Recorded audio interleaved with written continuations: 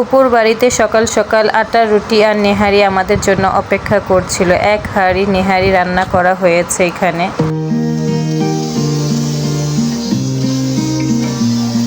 আমরা আসার একটু পরে বৃষ্টি চলে আসছে। এই দেখুন কত বৃষ্টি। সেই দিন বৃষ্টি ছিল অনেক বেশি, ওয়েদারটাও খুব ছিল। আসসালামু আলাইকুম everyone, welcome to my new blog.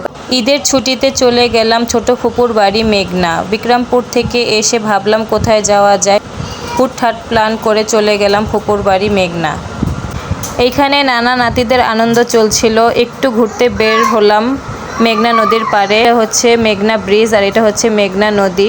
খুবই সুন্দর জায়গাটা।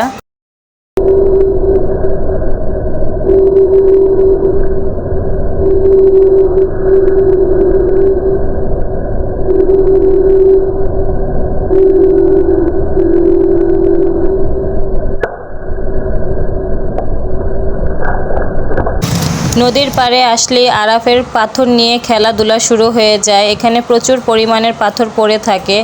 এটা হচ্ছে মেঘনা ব্রিজের উপরে। তো চলে আসলাম একটু মেঘনা ব্রিজের উপরে ঘুরতে। এখানে প্রতিদিনই প্রচুর পরিমাণের মানুষ ঘুরতে আসে। বিকাল হলে আরাফ আজানের আনন্দ চলছে, তারা খুবই খুশি। ওয়েদারটাও খুব ঠান্ডা ছিল, খুব ভালো লাগছিল। এখানে আজান তার পাপার সাথে খেলাধুলা করছিল।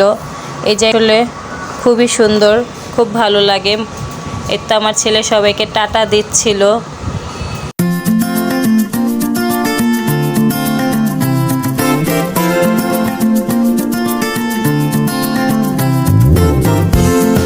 আমি এখানে বসে বসে একটু বাতাস উপভোগ করছিলাম, ওয়েদারটা ছিল। এখানে সবাই ঝালমুড়ি খাচ্ছি। এই তো ঝালমুড়ি খাচ্ছি আর মজা করছি। তো আজকের জন্য আল্লাহ হাফেজ।